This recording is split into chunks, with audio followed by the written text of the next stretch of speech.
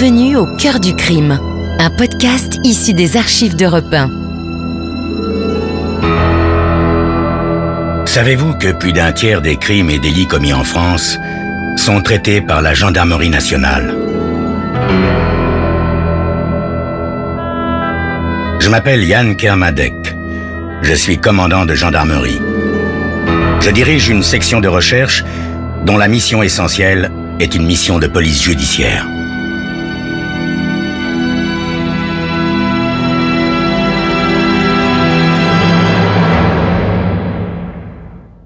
L'histoire que je vais vous raconter est une histoire vraie. Tous les faits sont réels et se sont déroulés en France. Seuls les noms des personnes et des lieux ont été changés.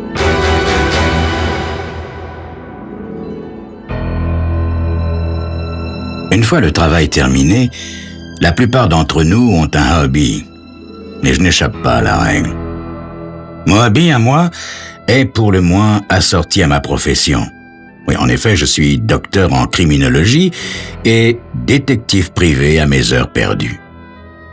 Je me suis souvent demandé pourquoi on appelait ces heures extra-professionnelles heures perdues. Parce qu'en ce qui me concerne, elles sont plutôt bien remplies. Mes activités extra-professionnelles ne sont inscrites pour personne, surtout pas pour mon frère, qu'elles font bien sourire. Mon frère Ed est lieutenant de police de la ville de New York. Mais enfin, de là à ce qu'un jour, le grand patron de la faculté où je travaille, le docteur Larnham, fasse appel à mes services. Ce soir-là, quand il sonne à ma porte, il a l'air très embêté. « Bonsoir, docteur Hanley.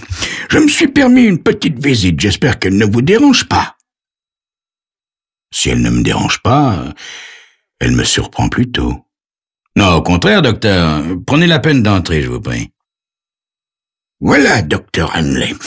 J'aimerais que vous meniez une petite enquête sur l'un de vos collègues. Mais je comprends que cette requête peut vous surprendre, d'autant qu'il s'agit du docteur Smethers. » « Smethers?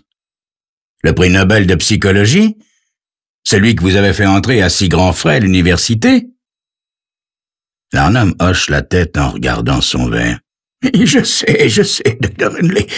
Je subis peut-être une crise de paranoïa depuis qu'on a découvert ce cadavre sur le campus. Vous savez, ce clochard, nu comme un verre. »« Oui, mais quel rapport avec le docteur Smethers? » « Vous connaissez le docteur Tipper du département d'anglais, n'est-ce pas? Eh bien, il m'a juré avoir reconnu l'assistant du docteur Smethers. »« Si vous étiez plus précis, docteur. »« Eh bien, il m'a juré que Charles Corto, l'assistant du docteur Smethers, appartenait il y a quelques années à un groupuscule d'extrémistes. »« Enfin, docteur, comment peut-il le prétendre? » Il n'a pas voulu me le dire, mais il m'a juré, c'est grand Dieu, qu'il ne se trompait pas. Vu le renom de notre université, je me suis dit qu'une petite enquête ne serait pas superfétatoire. Superfétatoire. Il a de ces mots, là, non? Je hoche la tête avant de discuter d'une manière plus terre-à-terre du montant de mes honoraires. Le lendemain matin, je traverse le campus pour me rendre à Martin Hall, le département de psychologie. Je m'aperçois rapidement qu'on n'engage pas facilement la conversation avec un prix Nobel. Dans le cas présent, il me faut passer par Madame Fatt, sa secrétaire, qui ressemble plus à un rugbyman travesti qu'à une secrétaire.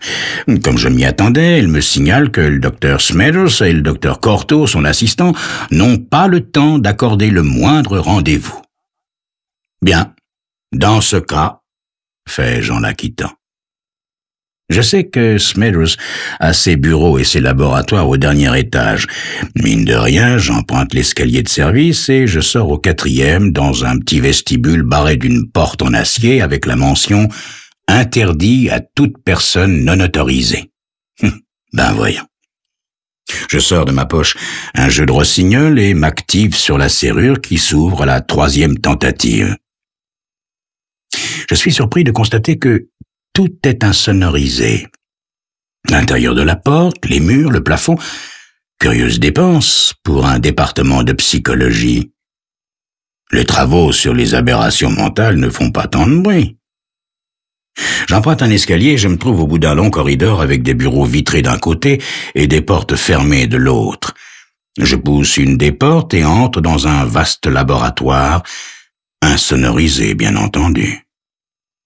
Il comporte une quantité d'appareils de contrôle, d'ordinateurs et autres machines sophistiquées, toutes reliées, semble-t-il, à un réservoir empli d'eau. Un aquarium de 3 mètres de long sur 1,50 m de large et de profondeur.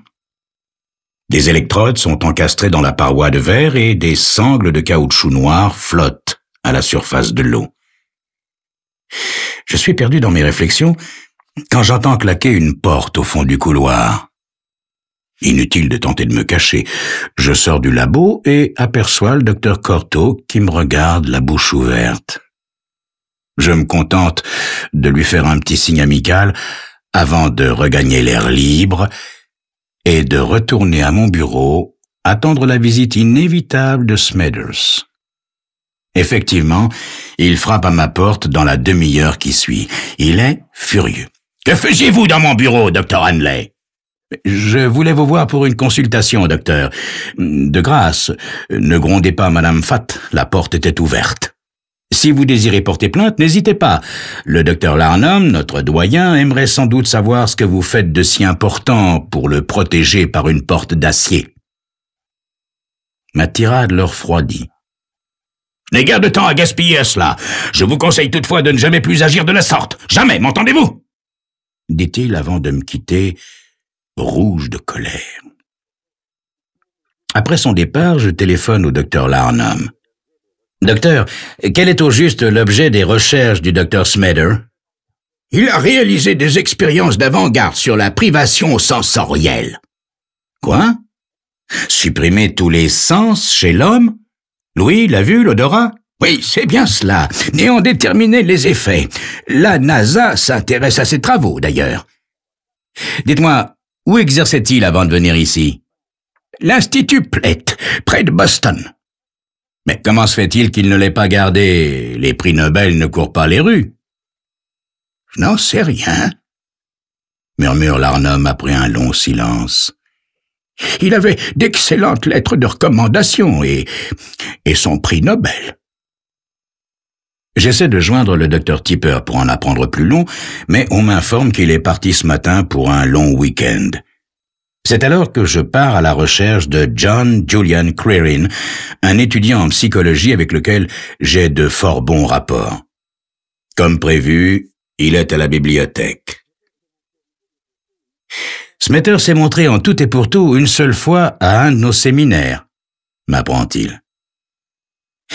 Dites-moi, John, que se passe-t-il quand on prive quelqu'un de ses perceptions sensorielles? Son esprit le quitte, il devient comme un nouveau-né, sans passé ni présent ni avenir, répond-il, légèrement surpris. Mais pour cela, il faut que le sujet soit dans un milieu donné. John, de l'eau par exemple? Oui, de l'eau, ça ferait l'affaire. Mais où voulez-vous en venir, Dr. Hanley? Ah, simple curiosité, John. Dites-moi, que pensez-vous du docteur Corto? Oh, je m'en méfie, si vous voulez mon avis, docteur.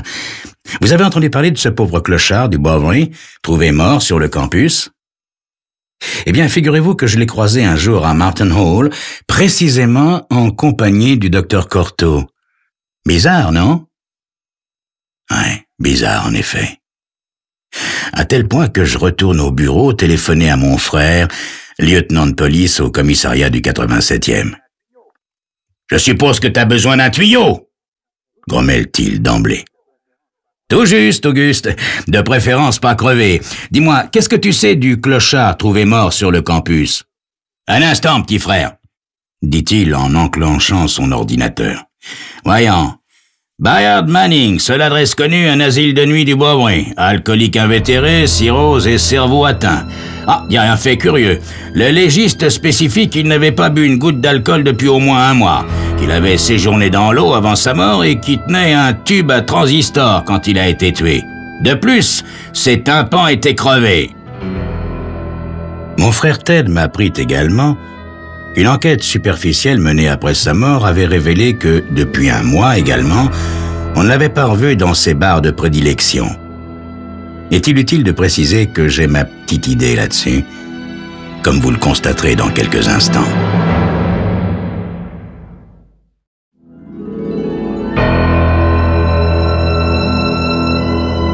Je suis docteur en criminologie et détective privé à mes heures perdues. Oui, le crime, j'aime ça. Le doyen de l'université m'a chargé d'enquêter sur le docteur Smethurst, un prix Nobel récemment entré à la faculté de psychologie. Son assistant, le docteur Corto, est soupçonné d'avoir appartenu à un mouvement extrémiste. Et puis, il y a ce cadavre de clochard qu'on a trouvé nu sur le campus. Quel lien peut-il y avoir entre le docteur Smethurst, son assistant et ce cadavre? Alors que je visitais discrètement son laboratoire, mieux gardé que Fort Knox, j'ai découvert une sorte de grand aquarium destiné à recevoir un sujet d'expérience sur la suppression des sens. Or, le cadavre du campus avait séjourné dans l'eau avant d'être tué.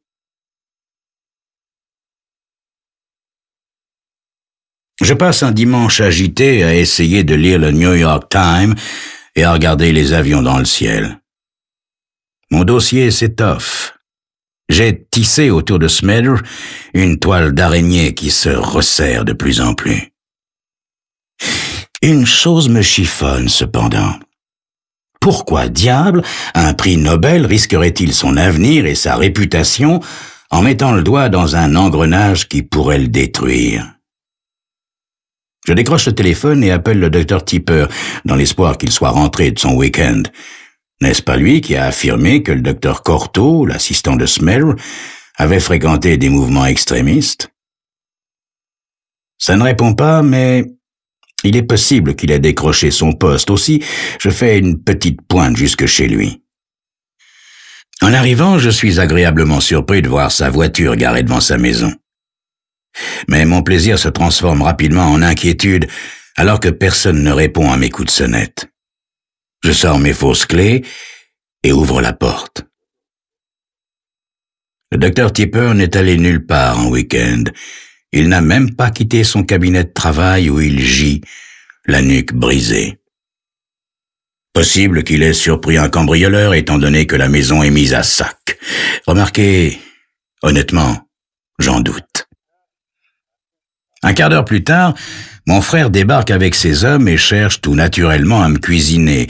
Je parviens à le faire patienter en lui jurant de venir tout lui raconter après une dernière démarche. Heureusement que je suis son frère, sinon... Je sais qu'il est inutile de poser des questions aux responsables de l'Institut Platt de Boston. Ils ne tariraient pas d'éloges sur Smethurst, c'est la règle. Bousillez votre travail, on vous demande votre démission et, dès que vous l'avez donnée, on vous écrit les meilleures lettres de recommandation, c'est la vie. Aussi, en débarquant de l'avion, je me suis adressé à la meilleure source de renseignements possible, le concierge du département de psychologie. Le lendemain, à 13h, j'étais de retour à la fac.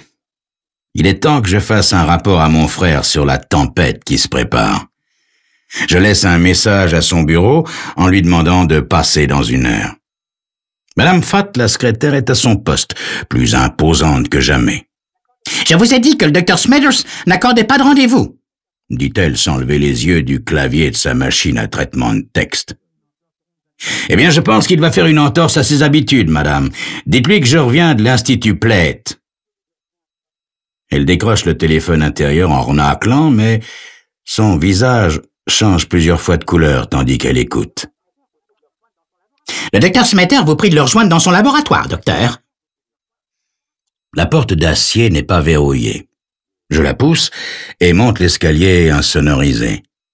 Smethurst m'attend dans le laboratoire contenant le grand aquarium.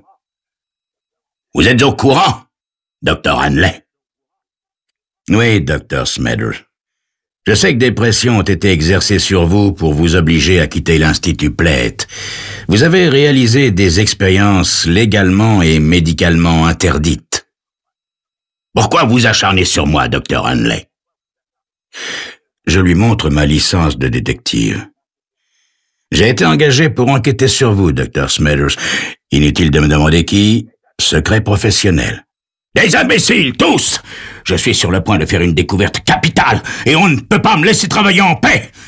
En pratiquant ce qu'on appelle à tort et vulgairement le lavage du cerveau, je peux soigner les drogués, les alcooliques, les criminels! En leur crevant le tympan? Dr. Smithers? Ah, vous savez cela aussi, Henley. Manning venait de son plein gré, et il était rétribué. Un jour, il s'est affolé, et il a tripoté certaines commandes qui lui ont crevé le tympan. Je l'aurais soigné, mais il s'est enfui. J'étais prêt à aller trouver les autorités pour tout leur raconter, mais quand j'ai appris qu'il était mort, je me suis dit que c'était inutile de remuer tout ça. Plutôt pratique comme raisonnement, n'est-ce pas, Dr. Smithers? Ne vous est-il jamais venu à l'esprit que vos techniques pourraient modifier l'esprit d'un homme au point d'altérer son comportement politique? Il me regarde complètement abasourdi. Je suis un savant, pas un politicien, Henley. Dr. Smithers, comment avez-vous rencontré Cortot? Le docteur Cortot? À un congrès. Il m'a dit qu'il travaillait pour le gouvernement et qu'il pourrait me faciliter, si je le désirais, des tas de formalités. Vous êtes un naïf, Dr. Smithers, parce que, voyez-vous, je crains fort qu'il n'ait tué Manning et le docteur Tipper de la faculté d'anglais. Quoi? Mais vous déraisonnez, Henley! Là, j'aurais dû me méfier dès que son regard a changé, car j'ai reçu un coup terrible sur la nuque et tout a sombré. Je suis maintenant dans une obscurité totale. Je ne sens plus mon corps. Quelque part, une voix m'appelle. Que se passe-t-il? Où suis-je? Docteur Henley? Ici le docteur Cortot. Comment vous sentez-vous? Hein? Peu à peu, je me souviens. Smithers, le coup sur la nuque. Je suis dans l'aquarium, n'est-ce pas? On peut appeler ça ainsi, docteur Henley. Croyez bien que je suis heureux d'avoir la possibilité d'expérimenter un esprit tel que le vôtre. À tout bientôt, docteur Henley. À bientôt, à bientôt. À quand? Mes bras et mes jambes sont sanglés, ma tête enveloppée d'une cagoule noire dans laquelle de l'oxygène est insufflé. Le temps s'écoule, dissolvant lentement ma conscience. Au bout d'une éternité, un éclair me foudroie, des milliers de soleils broient ma conscience. Je pousse un gémissement. « Taisez-vous » me murmure le docteur Smithers en enlevant ma cagoule. Jusqu'à ce jour, j'ignorais que la lumière fût si cruelle. Smithers me prend sous les aisselles et m'aide à sortir. J'ai les jambes en coton. « Mes travaux sont très importants, » dit Smithers, « mais pas au point de finir en prison. Allez, Henley, pressons. »« Pas si vite !» fait une voix derrière nous. Corot nous considère avec un sourire sardonique, revolver au poing. Je fais mine de m'appuyer contre le rebord de l'aquarium et le fais basculer en pesant de tout mon poids. Cortot, surpris, tire et atteint Smithers, tandis que des centaines de litres nous renversent. Rassemblant toutes mes forces, je bondis sur une console de commande et arrache le plus de fil possible. Il faut croire que Corot a prévu ce que je vais faire, car quand je les plonge dans l'eau qui recouvre le sol, il fait un bond sur une chaise en perdant son arme. Des étincelles crépitent de partout. « Bien joué, docteur !» dit-il en sautant sur une console à côté du disjoncteur. Il coupe le courant, nous plongeant dans l'obscurité. Je devine ses intentions. Reprendre son arme, me tuer et me faire endosser le meurtre de Smithers. Le revolver est trop loin pour que je m'en empare le premier. Je n'ai pas le choix. Je saute et cherche la sortie à tâtons. À tâtons, mais le plus vite possible, car j'entends Cortot descendre de son perchoir pour reprendre son revolver. Je n'ai qu'une pensée en tête. Il faut que la porte d'acier soit ouverte. Il le faut absolument. Parvenu dans le couloir, je me mets à courir et dégringole l'escalier, en prenant soin de ne pas perdre l'équilibre. La porte du bas est verrouillée. Je la martèle avec rage, tandis que j'entends Corto qui descend calmement. Il s'arrête à quelques marches de moi. Si je n'avais pas séjourné tant d'heures dans l'eau, j'aurais eu la force de tenter n'importe quoi. Je me contente de me laisser tomber, attendant le coup fatal. Au lieu de quoi, j'entends un petit déclic, comme celui d'un briquet vide. L'eau a faussé le mécanisme du revolver. Un flot d'adrénaline m'irrigue farouchement le sang. L'espoir, ça s'appelle, aussi mince soit-il. Je plonge à l'endroit présumé des chevilles de mon adversaire, qui tout double. La chance est avec moi. Je saisis une cheville à deux mains et tire de toutes mes forces. Corto, déséquilibré, tombe à la renverse. Au bruit mou de son corps heurtant les marches, s'ajoute un sinistre craquement. Le craquement d'une nuque qui se brise, comme la nuque du malheureux docteur Tipper. J'ai un goût de sang dans la bouche, la tête me tourne. Toute mon énergie m'a abandonné. Je m'assieds sur les marches, dans le noir, et me mets à attendre. Tôt ou tard, quelqu'un ouvrira la porte. Ce sera peut-être mon lieutenant de frère qui me demandera alors, sur un ton acide, de lui expliquer ce que je fabrique là, tout nu et tout mouillé, près d'un cadavre.